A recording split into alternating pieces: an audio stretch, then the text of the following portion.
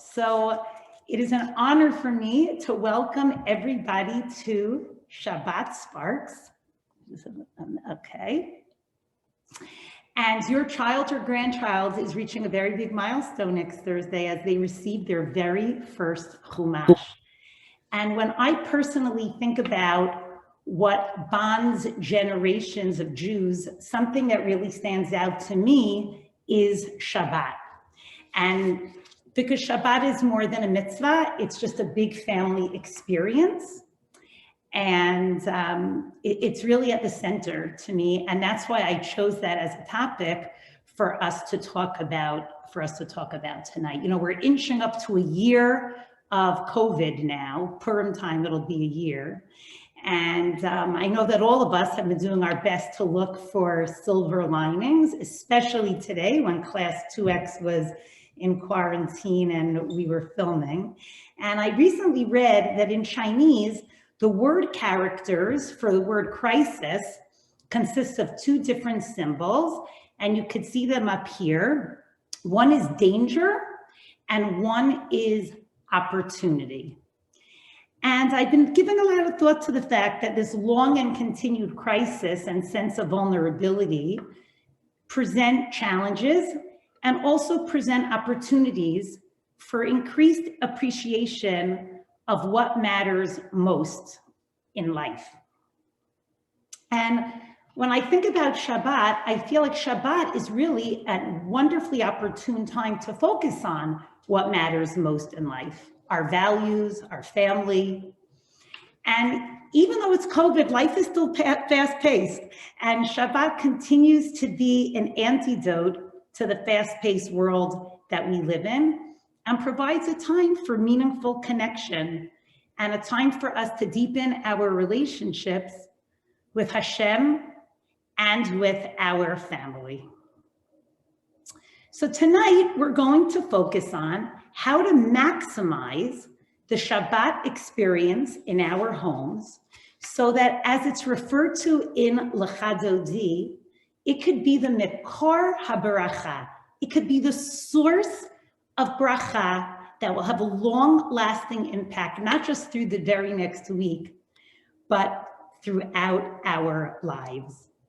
And as I mentioned earlier, it's a special zechut to have grandparents here with us this evening. Zoom really does allow for that. And we're also going to spend some time this evening during this workshop exploring ways, and I'll offer suggestions, that grandparents and grandkids can connect around Shabbat despite the fact that they can't physically be present with their kids due to the distancing and the COVID restrictions.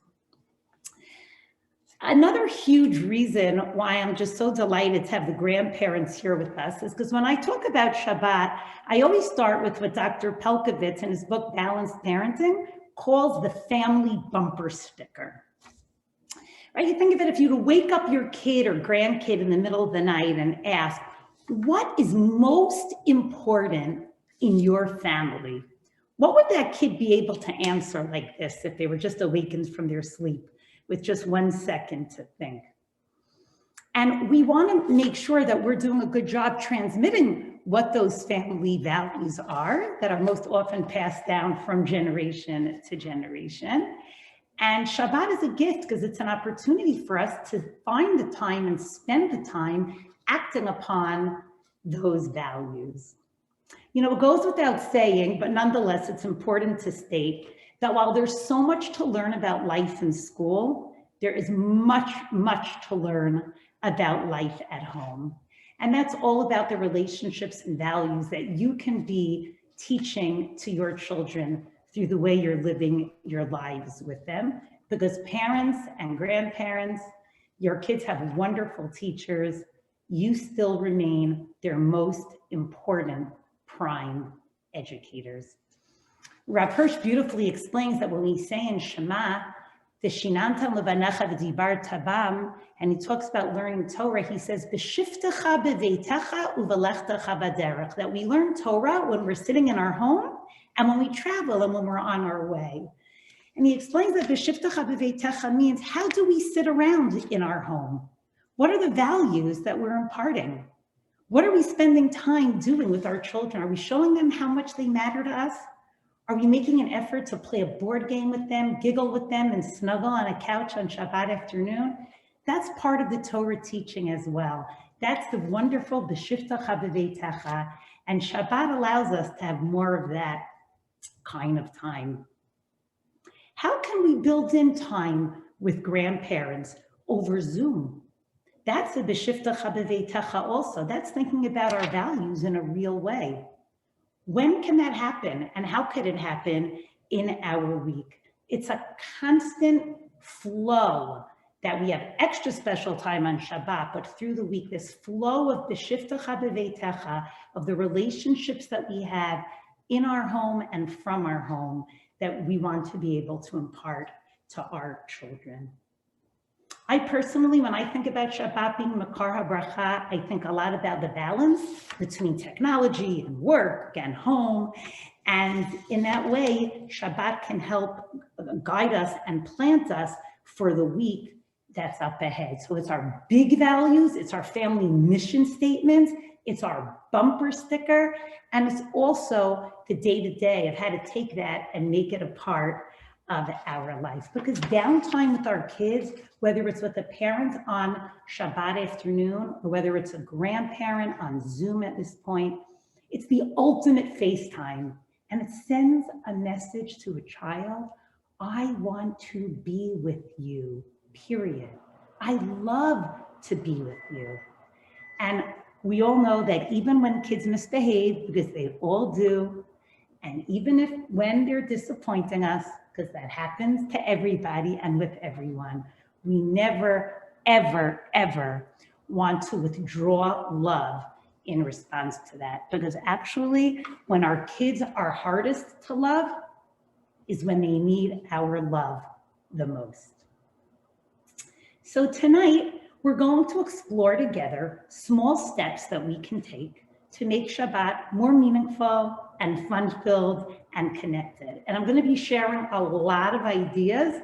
And please know that my goal is just to inspire, not to intimidate. Every family here is different. Every kid and grandkid is going through something else, has a different family structure, might be going through something in their life, has a different style and temperament. So the goal is to provide a springboard and ideas, and this can be gradual and positive are the two key operative words of the night. Think about, take away one or two things that you think can make a difference now for your family. When I say positive, we want to make sure that our children's associations with Torah and mitzvot are always positive.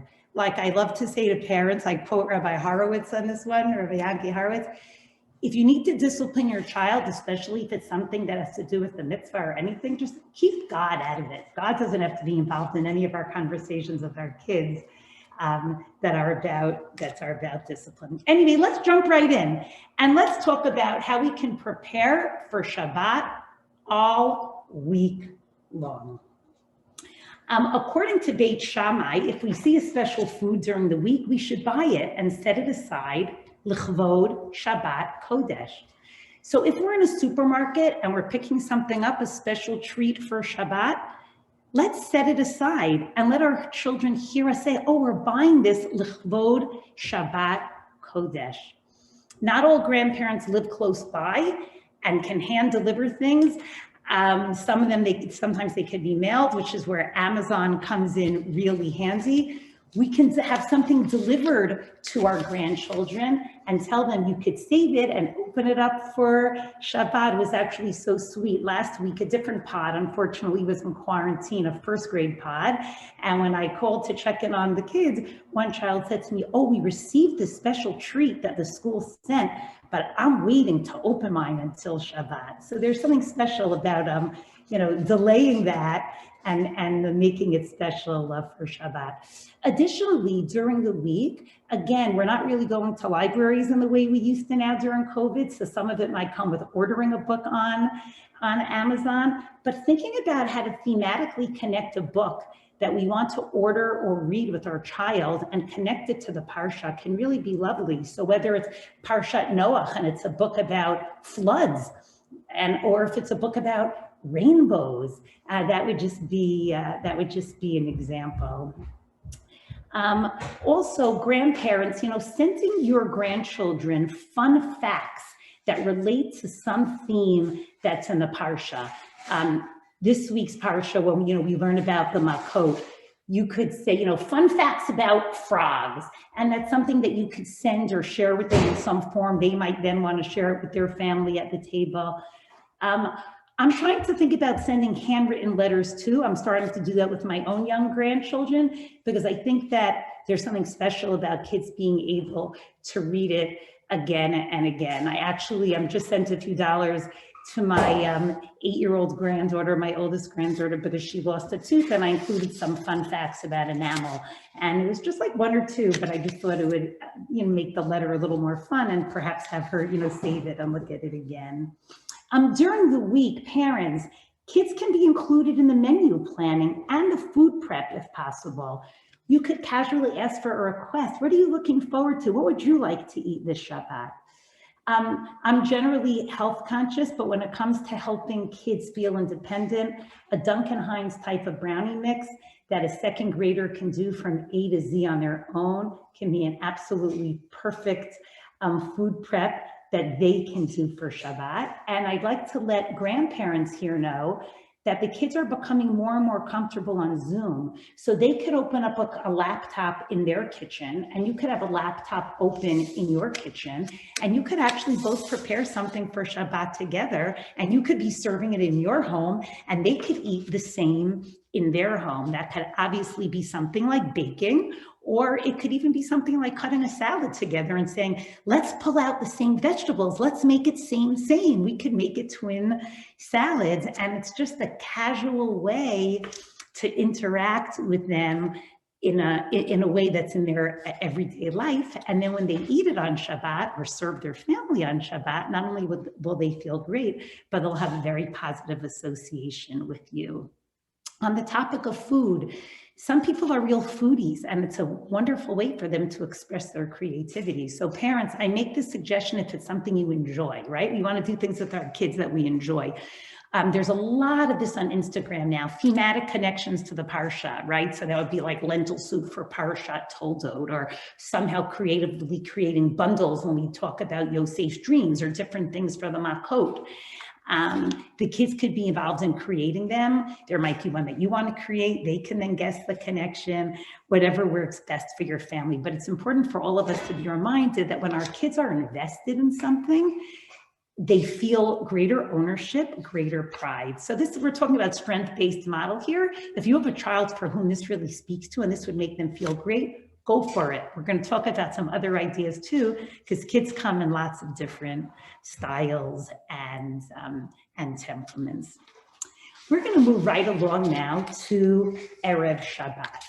And it's really important for us to all remember that just like our kids will remember what Shabbat felt like in their home as they get older, they will equally remember what Erev Shabbat felt like.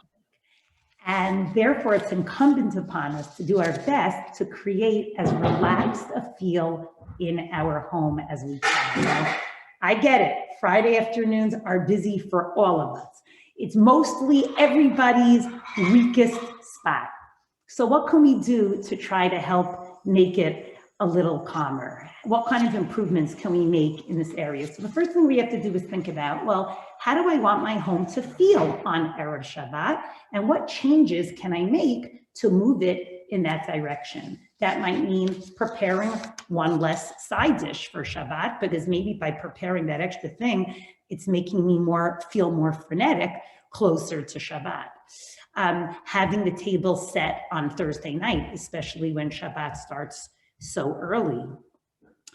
Soft Jewish music for ambiance can be really lovely, through Spotify.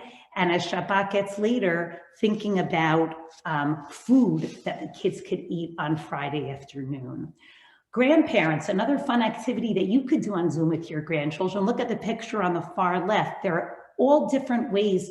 And you could look for that, you could Google online to use origami and to make fancy napkin designs. So the kids could shape the napkins with you, and then they can go take them and set the table. You could also be really helpful grandparents to the parents who are rushing around when they come home from work, if you're able to schedule your day around it, and perhaps read a book to your grandchild.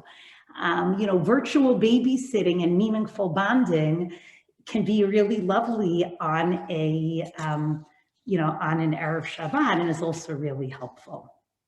Let's move on to chores and how our kids can help around the house with chores. Now, trust me, I know sometimes it's just easier to do the job yourself. I know that, but we want to be training our kids to do chores, and we want to make sure that our kids are involved. Even if we are blessed to have full-time help in our house, we want to get our kids involved as a member of our family. You're part of a community, we're a team, and we help get our home ready for Shabbat together, and we have jobs before Shabbat and also during the week. Now, helping kids find meaning and feel confident in themselves comes with a feeling of confidence in doing jobs and helping out, but we want to make sure that we're giving jobs that are appropriate to their age level. Something as simple as plugging in an urn, covering a light switch, emptying the garbages. It goes a really, really long way, but we have to remember that we have to be very explicit when we give instructions to our kids, because it's extraordinarily frustrating for a child to hear a parent say, oh, please clean the playroom. Like, what does that mean? Can you please pick up locks away and the books? That will be, that will be your job. Matching socks is a wonderful job for a young child to do. Putting clothing away in drawers, helping to fold the laundry. But one thing we should remember, because some of our kids are really, really good helpers, and it could be tempting to keep asking that one kid that just gets it and does it so easily to do another chore and another chore and another chore when they fix the first one, and when they finish the first one. That will train our kids to fade into their rooms. So we want to be careful to ask them to help so they feel good and confident and that they're contributing. And at the same time to know, okay, that's enough. They're a child. And I'm doing this because I want it to be good for them and because they're part of our family, but not because I'm depending on them to an extent that's beyond their years, or that's, or beyond what would be a fair expectation of a young child. Think about whether there might be somebody who lives in your apartment building or nearby who can't leave home because of COVID, who might appreciate a phone call on Erev Shabbat that your child can make beyond the phone calls to, grandparents or the regular Erev Shabbat phone calls that they make. Or maybe if you're baking for Shabbat, they sell those like very small size tins also. I know they have them at amazing savings. When we're baking a cake for Shabbat, the child can help pour some of the batter up into a little tin and perhaps decorate a card and deliver it on Erev Shabbat. And even if somebody is not able to see your child because of COVID, perhaps it can be left at the door. Because I love the way Slavi Youngrice said this, that, self-confidence is born when our kids realize that they can be builders in this world. And giving them activities that make them feel like builders and make other people feel good really helps them feel that way in a very, very genuine way. All right, so now that we got through the week and Erev Shabbat in relative peace, we're going to move right along into welcoming Shabbat. And when we welcome Shabbat and we make the bracha, and we have the custom of lighting a candle for each child in our family, it's just a beautiful time to remember what a light each of our children are. And, I read a beautiful piece that really resonated for me by Sharon Mandel, who I'm sure many of you remember from years ago. Her son, Kobe Mandel, was unfortunately, murdered by terrorists. And she speaks about how she remembers her son and how she wants to remember him as a whole person and a real, genuine person. And she speaks about the fact that when we give a bracha to our children, we cover our eyes. And that by closing our eyes when we give a bracha, it reminds us to just close them and look at the wholeness of the child, because nobody's perfect. We're not perfect either. And I find it meaningful that we cover our eyes when we light the Shabbat candles for a different reason, right? Because we are going to light first and then say the bracha. But covering our eyes then and lighting one candle for each of our children will hopefully give our child, many families have the custom to give them a bracha later on Friday night. Let's just think about utilizing Shabbat to remember the wholeness of each and every one of our children. Shabbat starts. Once COVID restrictions ends and we'll be able to be back in shul, let's remember that every child is different, and it's this different times are appropriate for each child to start going to shul to daven. Some of you might have a lot of little kids and a busier household or more older kids, and you have to think about, what do my different kids need? Is Friday night a quiet time and this child needs to be next to me playing Lego, or this child will feel great to be able to leave the house? Let's just really think about it. And what worked for one child doesn't mean that that is what's going to be best for all of our children, because each child is a world. Okay, let's move on to the meal itself.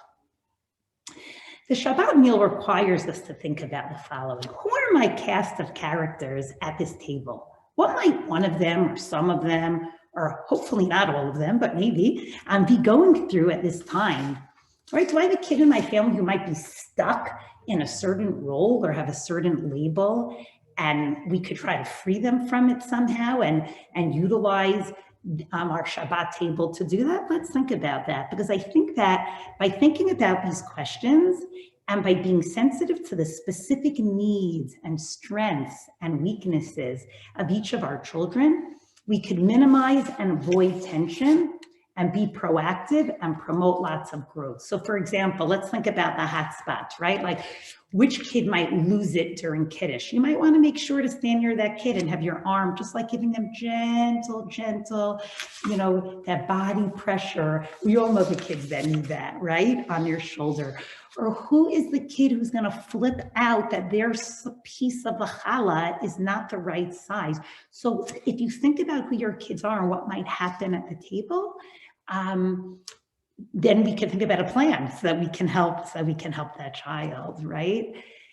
When grandparents can safely return, let's remember as grandparents that we can't be overly rigid when we're sitting at the table, because it might be easy for us to have good manners, and we might remember that some of our kids did, and we might be looking at one of our grandchildren who sensory motor skills are not all there intact, and maybe they're not eating as neatly as we'd like. So parents, you might want to put a buffer when that comes back and make sure the grandparent isn't sitting right near that kid. And grandparents, it's incumbent upon us to cut the kids some slack and look the other way and let kids be kids and recognize that each kid really is different. So let's do our part to be accepting and know when to overlook.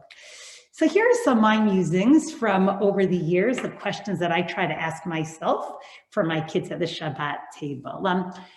When I had a 4-year-old, it's like, okay, this 4-year-old needs to feel needed. What job can be his or hers at the table, right? I'm not going to ask the 4-year-old to serve the soup. So maybe a 4-year-old would carry around the challah tray, but it could be that an 8-year-old or a 9-year-old, like a second grader, might feel needed by cutting some of the vegetables for a salad, and that would make them feel great. It's like a good rule of thumb is challenge your child just slightly beyond their current skill level, slightly beyond what they're used to doing, but still within their range, because we don't want to frustrate them. And we have to remember that we might need to teach a skill. This is the way you cut a cucumber. Let me show you.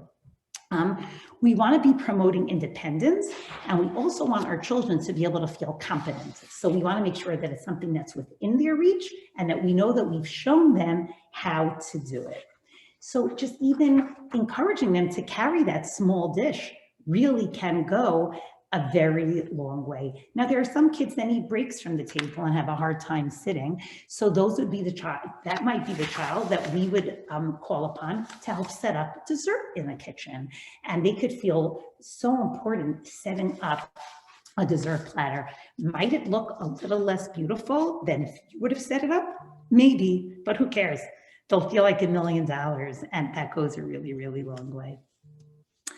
Parents, is there a recurring script that's happening every single Friday night in your home? Let's say when the family goes into wash. It's like, let's just stop and say, gosh, there's a pattern that happens every single Friday night. Okay, I'm not going to throw up my arms and say, it is what it is. These kids will just never get along, or this dynamic will just never change. Sometimes our kids could get stuck, or we could get stuck in something that's happening, and it's incumbent upon us to, what I'd like to call, rewrite the script and see what we can change up and think about to make sure that whatever that dynamic is can be improved.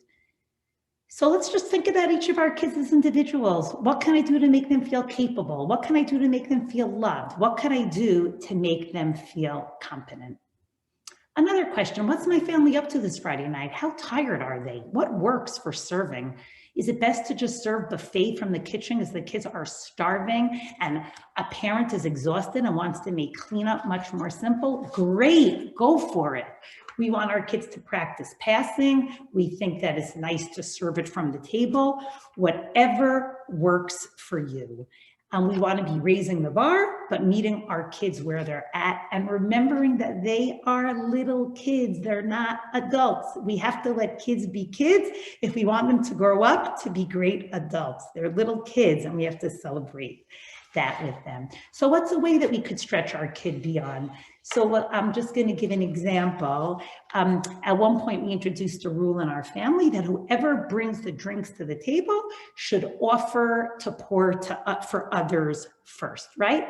Because we were saying, let's see, that's a manner that we'd like to teach our kids, and let's not assume that they're just going to get it by osmosis. So let's make that, something a little bit more formal in our home, and then they'll be able to learn to do that a little bit more naturally. Because while some kids are very intuitive and pick up subtleties and are really good at just picking up on what to do, kids are not mind readers, they're not prophets, and some learn better by osmosis than others. So we can't just model for our kids. I think it's important to, in a natural way, explicitly spell out for our kids what it is that we are doing and what it is that they are doing that we believe, is a value and something that they need to learn. Also, just as our kids are constantly evolving, so are sibling dynamics, as many of us know and see and experience. And it's true that the family meal is something you could read about, and there's so many benefits of family sitting and having dinner together. It's also important for us to know that forced communication, when people are overtired and sitting around the table, can also cause tension. So that is a reality, and we have to think about that and plan for that based on, again, who our cast of characters are, what everybody's up to, where should the kids sit, who should sit near whom, and how can we make the meal flow based on the way different kids are getting along right now. Which of my kids has a flair for dramatics? So if that child does, oh, okay, maybe that child's gonna do Parsha paper bag dramatics and put on a little skit for the family. Which of my kids might wanna perform a concert for our family at the Friday night meal? Which one needs a solo during Zemirot and which one doesn't? Which one would like to create a treasure hunt? So these are all different kinds of questions that we could think about. Again, our headset is positive, positive, positive. What will make my kid not feel like he's being put upon or she's being put upon, but that we are recognizing who they are, operating from strength, and making them feel really good. It's interesting. Here comes another silver lining from COVID. Over the years, when I've spoken to parents about parenting and Shabbat meals, they have said to me, it's easy to do this when it's just our family, but there's so much pressure to have company. And when we have company all the time, it's much harder to focus on our kids and to follow through with ideas that we want to do and introduce at our Shabbat meals. Now, I can't wait for life to be normal again and to be able to, or whatever that new normal will be, and to be able to host more freely and have guests. But I can speak for the fact that the COVID restrictions of having to cut back on company has brought a new and different blessing into our home. I think that when there's less pressure around that and more time for family to connect, again, I'm not discounting the fact that it can be pressured sometimes with family, but there's something very special about the family connecting with the focus being able to be exclusively on the needs of the kids. Now, thinking about the needs of the kids, grandparents, even if you can't be in the homes for Shabbat now, because parents are thinking about what their kids need, and you as grandparents are intuitive and can check what your grandkids need, during the week, you might want to set dates up with different grandchildren, private one-on-one dates. You might have a Tuesday night date with one of them to play Boggle or Connect Four. You could play those games very easily on the computer. And if you don't know how to do that, your grandchildren will be able to teach you how to do it. You might want to read a book with a grandchild or just have a chat with one of them. And by communicating with your children and finding out which grandchild would benefit, one might need an extra meeting during the week. And that's great because, right, what do we say? We don't treat kids equally, we treat them uniquely, and everybody gets exactly what they need. Okay, I also want to think about the fact that we really want our home to be a haven. We want it to be a haven of safety. We want it to be a haven of comfort, no matter what our kids might be going through, because kids go through stuff. And we always want our kids to feel that they have a place at our table. So we want our meals to feel relaxed, right? We have to be realistic. Some kids need to move more than other kids. So what's your rule going to be? Can they play toys near the table at a certain point and then come back? It might be different for different kids at different ages, but we want our table to feel welcoming for everybody. We want a kid that needs a break to be able to take a break. Now, it'll also be easier for our kids to stay at the table if the conversation and the activities, which we'll get to shortly, are geared to them and we're giving them attention. So that's something else to think about also. So it's a balance, right? Because we don't want to underestimate what our kids can gain and grow and learn from adult conversation, because there's a lot they can gain from that. We don't want to set the bar too low. We don't want to set the bar too high. And it's trial and error. And I think, and different weeks, it'll be different for even the same child based on how tired they are, their interest level, or what else might be going on in their lives. I think it's important for all of us to remember that kids enjoy rhythm and predictability. So it's a good idea to give a little bit of thought to the flow of the meal, right? Like, so do we sing a zemer before the soup comes out? When does the child share what they want to talk about for the parsha? When are we going to ask our child to fill their favorite, to sing their favorite song? Like how you want it to play out a little bit. Again, you don't want to be rigid in any way, and we definitely want flexibility, but a little bit of rhythm and predictability is helpful. And some kids need more of that than others because each kid is a world. So let's talk about a few tips that can encourage fun family singing.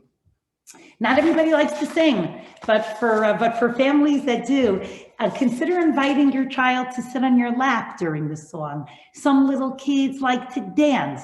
Younger kids could lead solos, as we mentioned earlier. Adding their name into a zemer to personalize it for them, or tailor making a song for a child can work. So last Motzei Shabbat, I asked some members of my family to sit around the table. Most of them are a little bit older now. They graduated from SIR already. And I said to them, I usually bring them along when I do these workshops live. I said, could you guys please just do a little bit for us so that I can share what it looks like to personalize a song, a little bit about Shabbat and about the people that are around the table. So here's the first one. This is Yisnachu.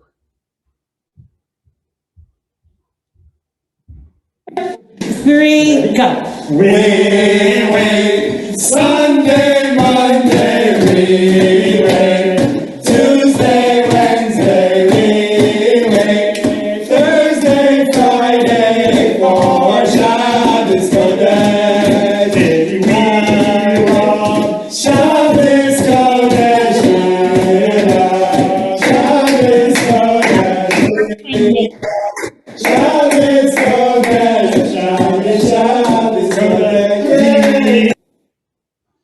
Okay, now in the next one, they were teasing me. We're going to move right on to the next slide.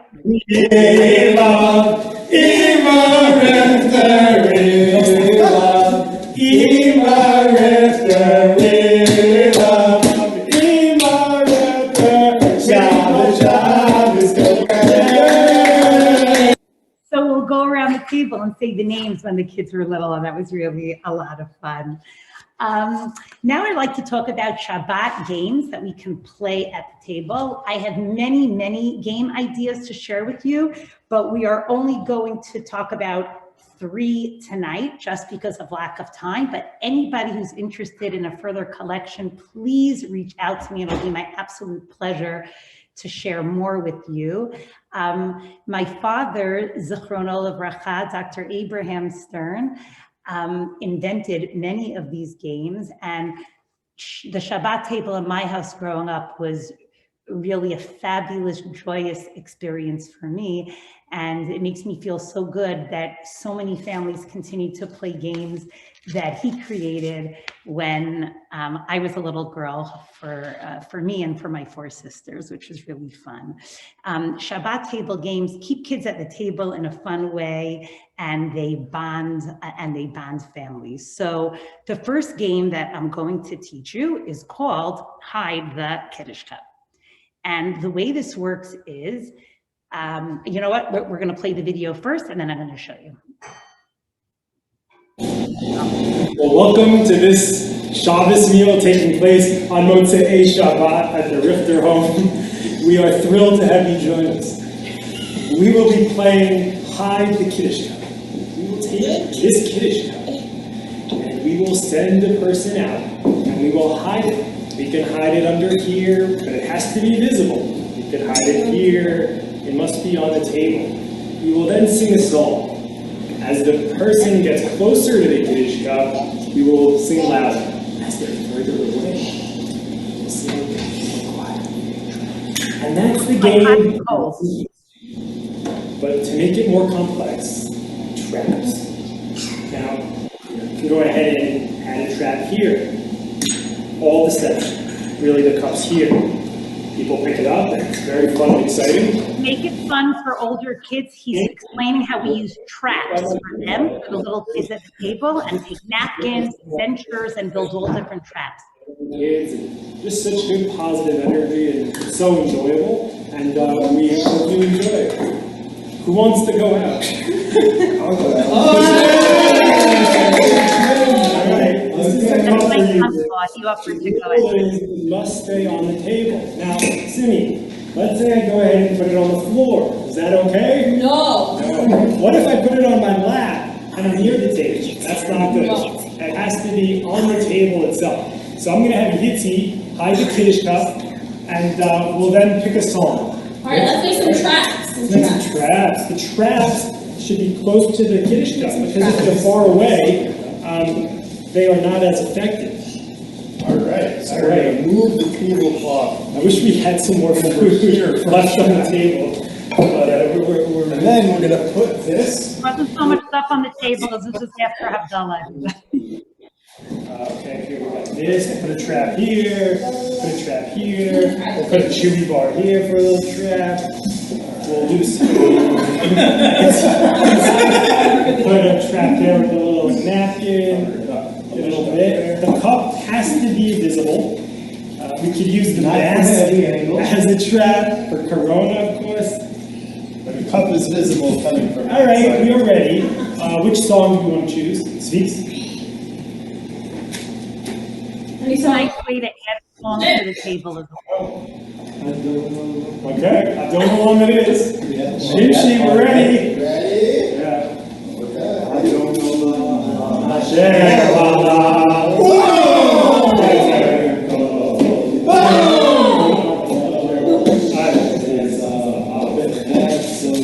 Far away.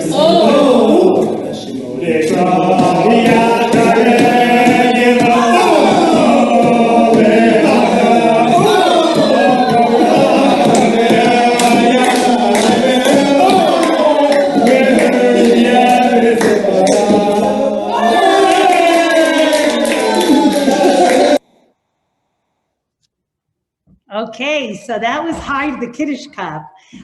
The next game that I want to explain is divided word, and you pick a word from the Parsha or that relates to Shabbat, and the kid gets to pick a level of how hard it will be, easy, medium, or hard. They come back. It only works if they count in Hebrew, achat, shtayim, shalosh, and let's see what it looks like. Oh, great. So you guys do Adina and Shimshi do ha, and me and Yitzi will do ro. We're ready. Okay, Sam, we're ready. Oh my gosh. How about Corinne? All right. All right. In the middle. All right. 1, 2, 3. Oh, no. All Has right. to be achat, shtayim, shalosh. All right.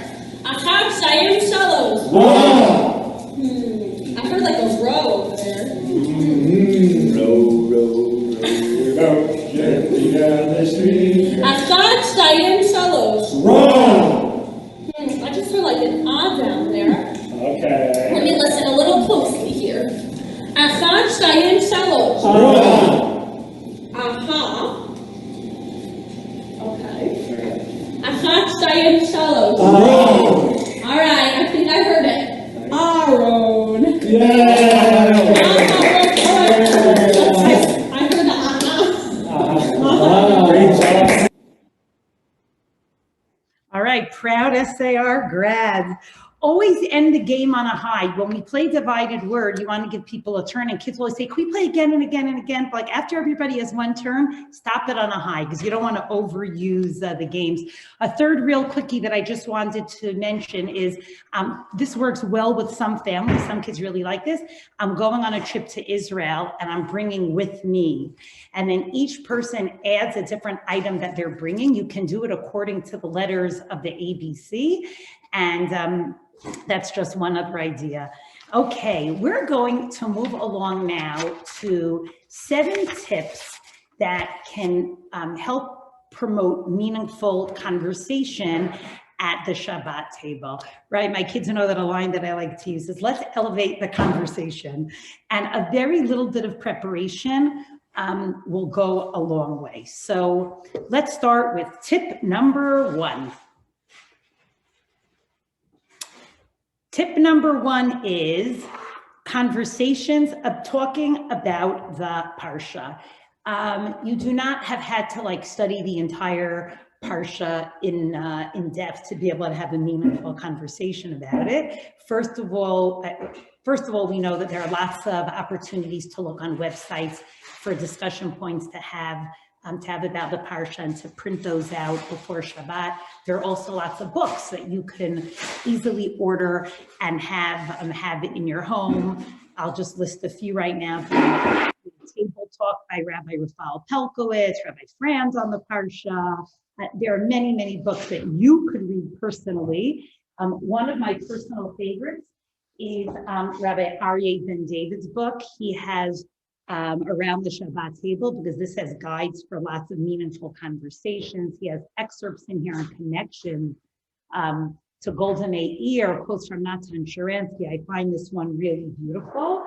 And there are many other books that you could use, prepare at home or during, just to be able to spark a quick conversation at the table. Number 2, a thought-provoking current events article can add lots of meaningful conversation to the table. And grandparents, you could actually mail an article or email an article that you read and that you think that your grandchildren will enjoy, and they could read it at the table and talk about it. And you could even write a guide and questions for them. What do you think about this? Or how would you react to this? Moving on to number 3, learning a sefer as a family is something that can be really fun. So if you have little kids, you could see that this book of ours is really very worn. This is a book by Rabbi Baruch Shait, the 39 Avot Malacha of Shabbat. And it has cartoon, characters in it. And it goes through the 39 malachot.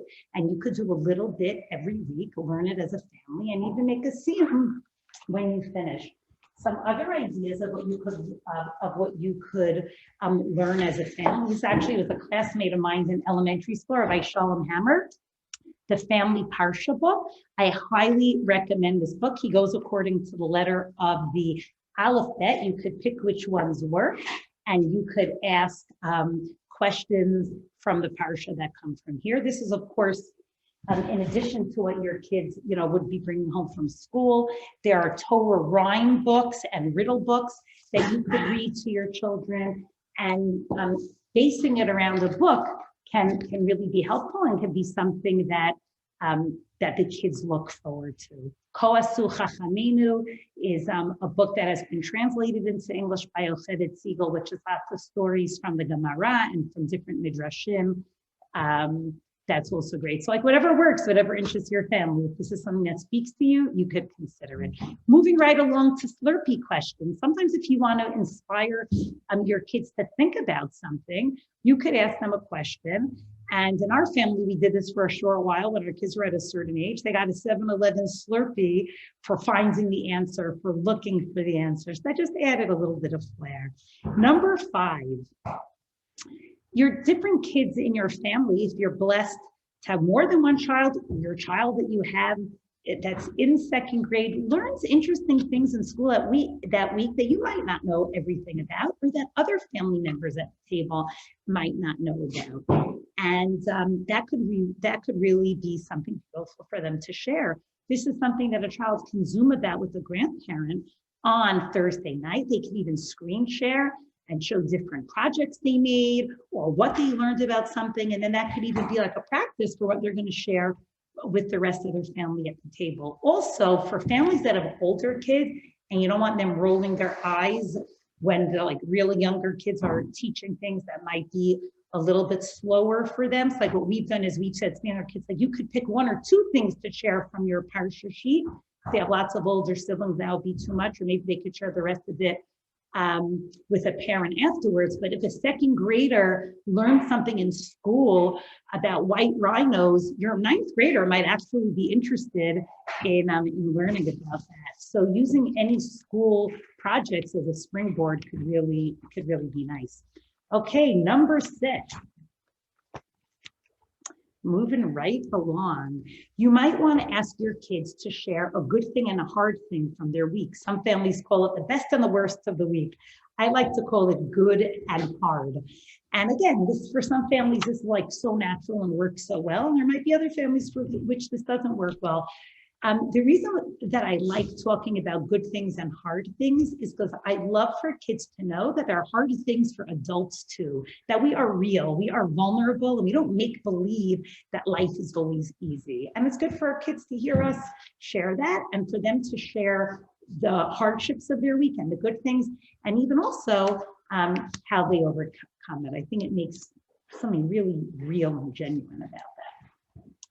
We're going to move on now to the 7th idea, which I think can really add a lot. And anyone who's interested in starting this minhag, you could either buy it yourself, or I actually have some copies at SAR. You could be in touch with me, and I'll be happy to give you a blank one. This is, I know there are some old timers here who have heard me share that idea before.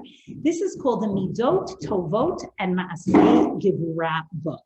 And this is something that I adapted years ago from Miriam Adahan.